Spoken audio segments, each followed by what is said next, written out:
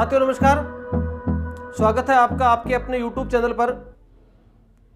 अपन ने animal physiology को शुरू कर रखा था और उसके क्रम में अपन 3 यूनिट को 3 चैप्टर को पढ़ चुके हैं। एक आपके डाइजेस्टिव सिस्टम हो गया, एक आपके रेस्पिरेटरी सिस्टम हो गया और एक आपके सर्कुलेटरी सिस्टम हो गया। एनिमल फिजियोलॉजी के अगले क्रम में आज अपन लेते हैं अगले यूनिट, जिसमें अपन शुरू करेंगे किसको? एक्सक्रीटरी सिस्टम को, जो अपने फर्स्ट ग्रेड के सिलेबस के हिसाब से जिस नाम से दे रखा है वो नाम है उत्सर्जी उत्पाद एवं उनका निष्कासन, excretory product and their elimination. Chapter को शुरू आज ही कर देंगे। उससे पहले इस पूरे पार्ट की एक समरी लेते हैं कि अपने को इस पूरे पार्ट में क्या क्या चीज़ों को किस तरह से पढ़ना है, जैसा अपन हर चैप्टर में करते ही हैं। देखो, सबसे पहले अपन लेंगे परिचय, इंट्रोडक्शन, और इंट्रोडक्शन में अपन ये पढ़ पाएंगे कि वास्तव में उत्सर्जन होता क्या है, उत्सर्जी तंत्र क्या होता है, उत्सर्जी तंत्र में क्या क्या अंग आते हैं। ठीक है, ये सिंपल सी परिभाषा हो गई किसकी? उत्सर्जन की आ गई, परिचय में आ जाएगा। 2 नंबर पर आप पढ़ेंगे कि वास्तव में उत्सर्जी उत्पाद क्या क्या होते हैं, एक्सक्रीटरी प्रोडक्ट क्या क्या होते हैं। क्या एक्सक्रीटरी प्रोडक्ट अमोनिया है? क्या एक्सक्रीटरी प्रोडक्ट कार्बन डाइऑक्साइड है?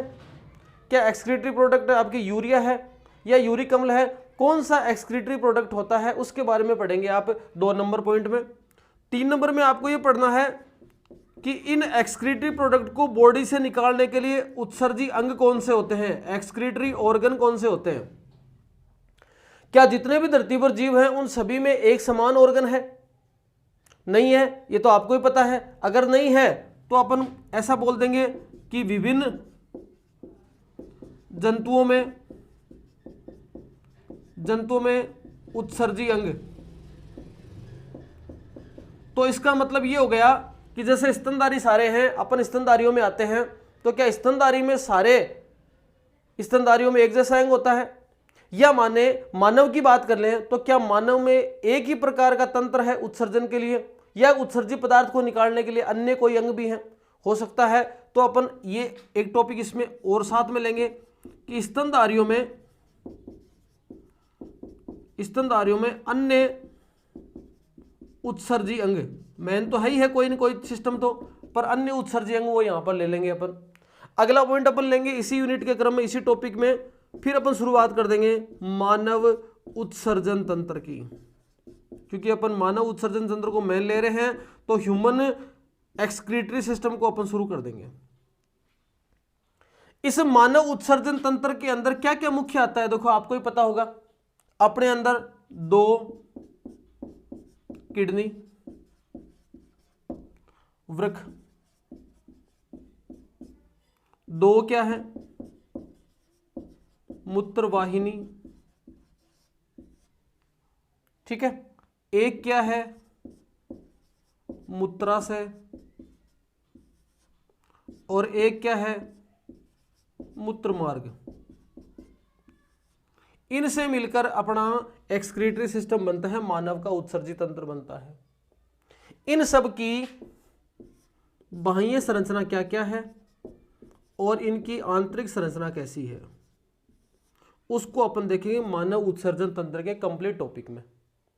ठीक है, इतना जब आप पढ़ लोगे तब अपन चलेंगे कि जो किडनी है अपनी, इन किडनी में कोई ना कोई एक सहायक यूनिट या कोई ना कोई ऐसी एक आवश्यक यूनिट होती है जो उस पूरे काम को संचालित करती है।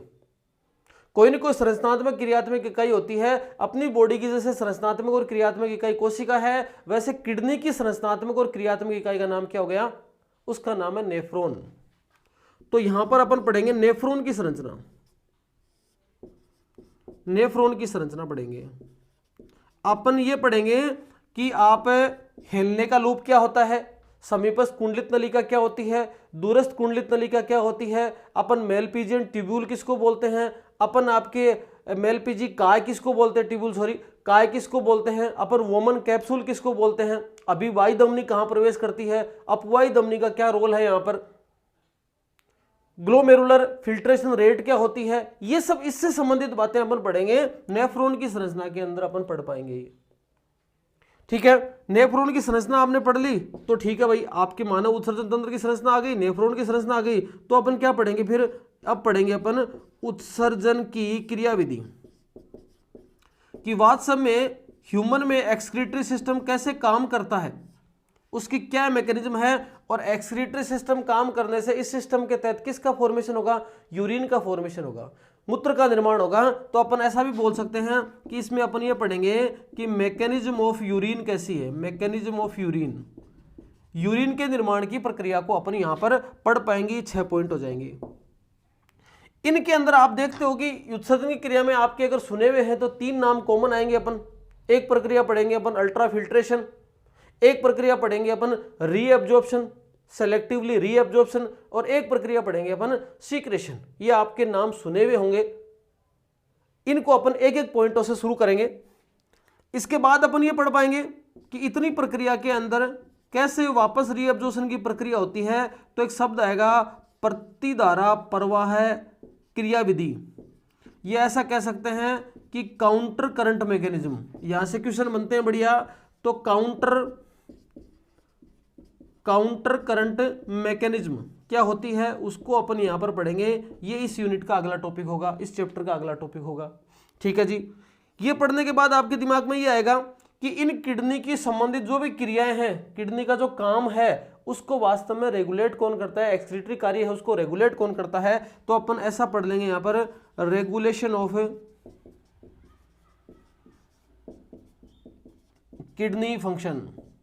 किडनी के कार्य को रेगुलेट कौन करता है, ये ऐसा लिख सकते हो किडनी क्रियाओं का नियमन, ये लिख सकते हैं। इतना पॉइंट पढ़ने के बाद आपको ये पढ़ना है कि यूरिन का संगठन क्या है, यूरिन का वास्तव में कंपोजिशन क्या है, यूरिन में क्या क्या होता है। यूरिन में आपके अमोनिया होता है, यूरिया होता है, यूरिक अम्ल होता है, जल होता है, क्रिएटिन होता है, क्रिएटिनिन होता है। इनकी मात्रा कितनी कितनी होती है उसको अपन यहाँ पर पढ़ेंगे यूरिन के कंपोजिशन में। उसके बाद में आपके 10वें नंबर पर आपको ये पढ़ना है कि उत्सर्जन से संबंधित क्या क्या व्याधियां हो सकती हैं। उत्सर्जन संबंधी रोग पढ़ेंगे अपन यहाँ पर। और रोग पढ़ने के बाद लास्ट के टॉपिक में आपको ये पढ़ना होगा कि रुधिर का अपोहन कैसे करते हैं, रुधिर का शुद्धिकरण बाहर करना पड़े तो कैसे कर सकते हैं, या किसी को जरूरत पड़े तो वृक्क प्रत्यारोपण कैसे करते हैं, किडनी ट्रांसप्लांट कैसे की जाती है, वो टॉपिक है अपने यहाँ पर। तो ये बातें अपन देखेंगे यहाँ पर पूरे एक्सक्रीटरी सिस्टम के अंदर। इंट्रोडक्शन होगा आपकी, उत्सर्जी उत्पाद कौन कौन से, उत्सर्जी अंग कौन कौन से, मानव उत्सर्जी तंत्र, ये सब चीजों के अंतर्गत अपन इस पूरे पाठ को पढ़ने वाले हैं। बड़ा सरल सा पाठ है, कोई इसमें दिक्कत वाली बात नहीं है। साथ साथ में समझते जाओगे, लिखते जाओगे, तुरंत का तुरंत ही याद हो जाएगा। चिंता करने की बिल्कुल ही आवश्यकता नहीं है। पहले टॉपिक से शुरू कर देते हैं। पहला पॉइंट है परिचय, इंट्रोडक्शन।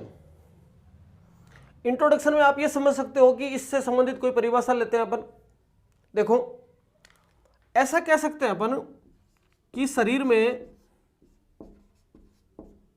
मेटाबॉलिक एक्टिविटी के बाद,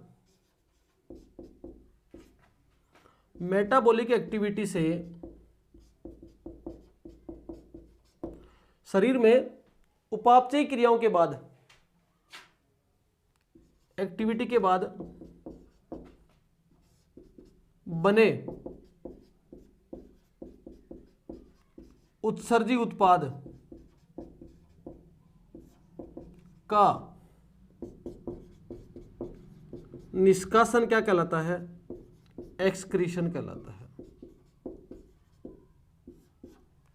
मतलब आपके शरीर में मेटाबॉलिक एक्टिविटी होंगी, मेटाबॉलिक एक्टिविटी का मतलब उपापचय क्रिया होंगी, मतलब उपापचय का मतलब अपचय और उपचय, मतलब छोटे पदार्थों से बड़े पदार्थ का बनना और बड़े पदार्थों से छोटे पदार्थ का बनना, ये सारी क्रियाएं मेटाबॉलिक एक्टिविटी होती हैं। आप भोजन करते हो, भोजन में कार्बोहाइड्रेट, प्रोटीन, लिपिड होता है, वो जाकर आपके अमाइनो एसिड है, आपके जो छोटे छोटे ग्लूकोज जो कार्बोहाइड्रेट के कण हैं उनके अंदर, और आपके फैटी एसिड है और उसके अंदर किस में टूटता है, आपके ग्लिसरॉल में टूट जाता है। इससे फिर वापस से बॉडी में दोबारा से दूसरे प्रोडक्ट के साथ मिलकर फिर कार्बोहाइड्रेट, प्रोटीन, लिपिड का निर्माण होता है, प्रोटीन का निर्माण होता है। इन सब के निर्माण होने की प्रक्रिया दोनों को सामूहिक रूप से कहा जाता है मेटाबॉलिक एक्टिविटी। मेटाबॉलिज्म का दो नाम है, मेटाबॉलिज्म दो नामों से मिलकर बना है। एक का मतलब कैटाबॉलिज्म का मतलब कटना, टूटना, और एक होता है एनाबॉलिज्म का मतलब जुड़ना, बड़े पदार्थों से छोटे पदार्थों का बनना।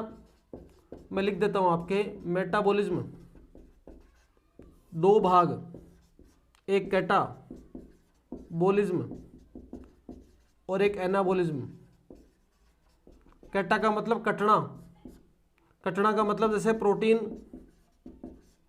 से अमाइनो एसिड बना, स्टार्च है, स्टार्च से ग्लूकोज बना, उसके बाद में आपके लिपिड है, लिपिड से क्या बने, फैटी एसिड प्लस ग्लिसरॉल। ये प्रोडक्ट अमाइनो एसिड फिर जुड़कर क्या बना देंगे, प्रोटीन। इसको क्या बोलेंगे, एनाबोलिज्म। इन दोनों प्रक्रियाओं का सामूहिक नाम है मेटाबॉलिज्म। इस प्रक्रिया के तहत क्या बनेंगे, उत्सर्जी उत्पाद बनेंगे, उनका निष्कासन कहलाता है एक्सक्रीशन या उत्सर्जन। देखो, अगर आपने प्रोटीन लिया है तो प्रोटीन के मेटाबॉलिज्म के बाद, प्रोटीन के मेटाबॉलिज्म के बाद क्या बनेगा, अमोनिया, यूरिया, यूरिक एसिड। ठीक है। कार्बोहाइड्रेट या लिपिड, इनके मेटाबॉलिज्म से CO2। और देखें, हीमोग्लोबिन मेटाबॉलिज्म से क्या बनेंगे, बिलिरुबिन, आपके बिलिवर्डिन, पित्तवर्णक आदि। आई बात समझ में। इनका एक्सक्रीशन का साधारण सा तरीका है, ये आपको पता ही है, CO2 गैस के रूप में निकल जाती है। इसके एक्सक्रीशन के लिए जो सिस्टम काम करता है उस सिस्टम को बोलते हैं क्या, एक्सक्रीटरी सिस्टम। मतलब प्रोटीन से बने उपापचयी उत्पादों के दौरान जो प्रोडक्ट बन जाता है उसको बॉडी से एलिमिनेट करने के लिए विशेष सिस्टम की आवश्यकता पड़ती है, उसको अपन एक्सक्रीटरी सिस्टम के रूप में पढ़ते हैं। ठीक है। इस प्रकार वो जो बने तंत्र है, इस प्रकार बने सिस्टम को क्या कहा जाता है, एक्सक्रीटरी सिस्टम कहा जाता है, उत्सर्जी तंत्र कहा जाता है। ये आपके पहला पॉइंट है। दूसरा पॉइंट लो। दूसरा पॉइंट है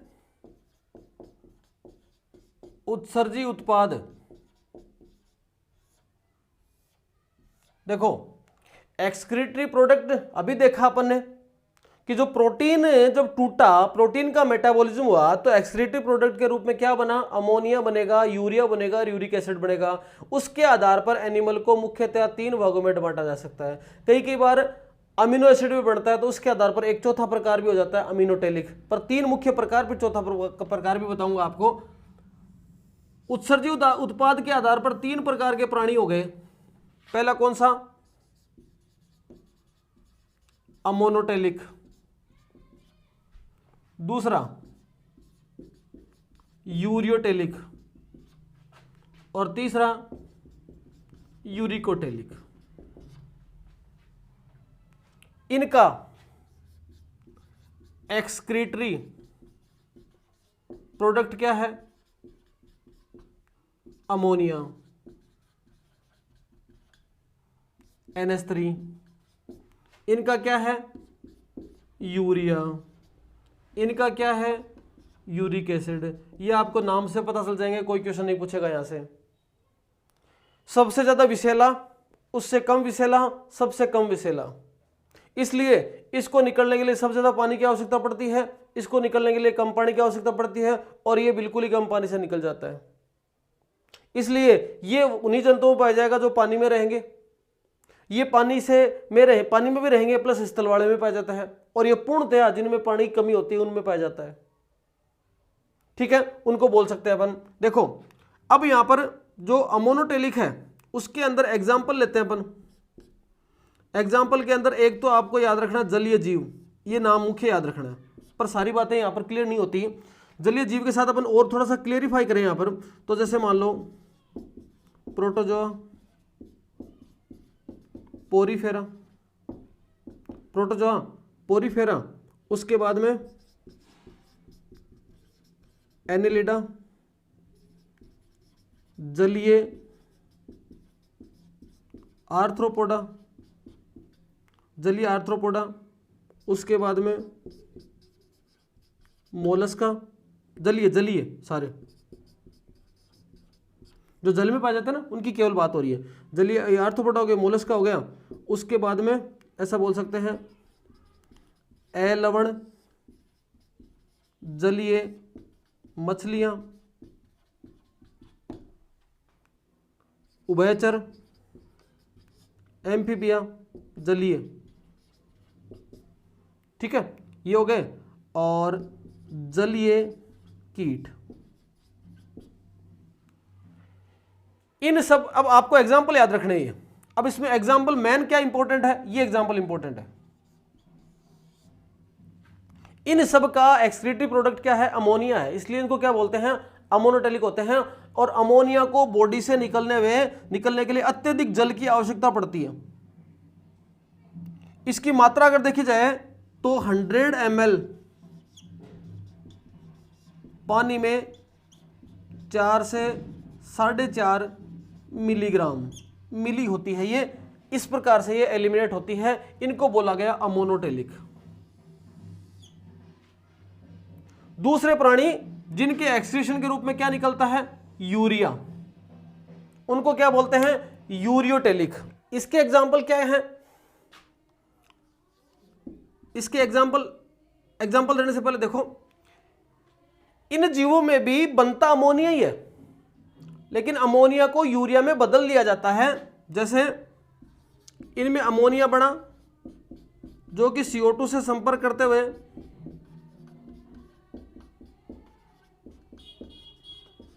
यूरिया में तब्दील हो जाता है, ये यूरिया बन गया, NH2CO NH2, तो ये बन गया। इनमें अब यूरिया बॉडी से बाहर निकलेगा, ना कि अमोनिया बाहर निकलेगा। एग्जाम्पल, उपास तिल मछलियां या समुद्री मछलियां, उभयचर,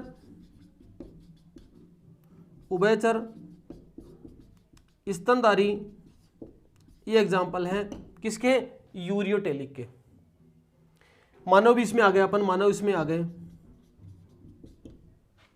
ऐसा कह सकते हैं कि मानव जो है ना, मानव के मूत्र में 100 ml मूत्र है, उसके अंदर आपके 2 ग्राम यूरिया होती है। क्वेश्चन आया हुआ है, 100 ग्राम मूत्र के अंदर यूरिया की मात्रा कितनी, 2 ग्राम होती है। और इनको निकालने के लिए कम जल की आवश्यकता पड़ती है। 1 ग्राम यूरिया को अगर बॉडी से एलिमिनेट करना है ना, तो उसके लिए केवल 50 ml पानी से काम चल जाएगा, 50 ml पानी से बाहर निकल जाएगा। ये इसकी तुलना में कम विषैला है। ठीक है, आप इसको नोट कर लेना, मैं इसको स्क्रीनशॉट लेना, नोट कर लेना, मैं इसको मिटा के यही लिखता हूं वापस, यूरिकोटेलिक वाला। इसके बाद में आता है यूरिकोटेलिक, मतलब पता ही है, ये किस में कन्वर्ट कर लेते हैं, एक्सक्रीटिव प्रोडक्ट को यूरिक एसिड के रूप में कन्वर्ट कर लिया जाता है। मतलब ऐसे प्राणी जिनमें बहुत जल कम है, बहुत कम जल वाले प्राणी के अंदर ही होता है। 1 ग्राम यूरिक एसिड को निकालने के लिए मात्र कितना, 10 ml जल चाहिए। क्योंकि क्या करता है ये यूरिक एसिड गाढ़े पेस्ट के रूप में बन जाता है, तो इसके लिए ज़्यादा जल की आवश्यकता होती नहीं है। एग्जाम्पल अगर लें अपन इसके, तो रेप्टिलिया के बाद में आप लोगे एविज, इंसेक्ट, स्नेल, इन सब में ये पाया जाता है क्या, यूरिक एसिड के रूप में। ये वाली प्रक्रिया होती है जिसको अपन क्या कहते हैं, इन प्राणियों को कहते हैं यूरिकोटेलिक। तो 3 प्रकार के मुख्य प्राणी हो गए, अमोनोटेलिक, यूरियोटेलिक और तीसरा यूरिकोटेलिक। जैसे उत्पाद निकलते हैं उसके बेसिस पर इनका नाम हो गया। क्लियर है। अब देखो कुछ चीजें और लिखा दूं आपको, काम आएंगी। मकड़ी है, मकड़ी के अंदर उत्सर्जी रूप में ग्वानिन निकलता है।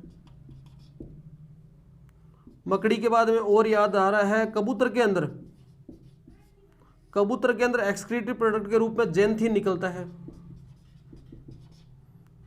और आपके कुत्ते के अंदर एक्सक्रीटरी प्रोडक्ट के रूप में एलेंटोइस बाहर आता है। एक एक्सक्रीटरी प्रोडक्ट होता है क्रिएटिन, ये किस में? छोटे बच्चों में, नवजात शिशु में, गर्भवती महिला में,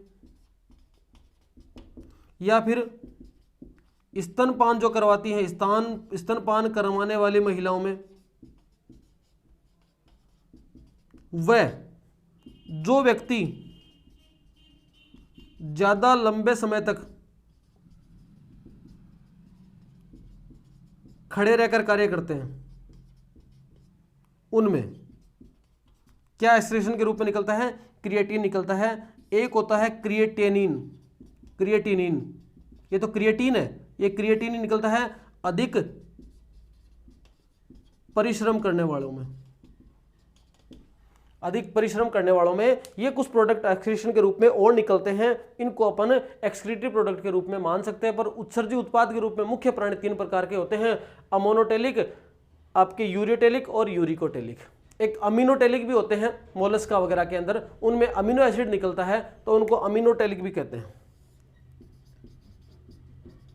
अमीनोटेलिक एग्जाम्पल याद रखना, मोलस्का। ठीक है, ये सब हो गए उत्सर्जी उत्पाद। अगला पॉइंट लेते हैं।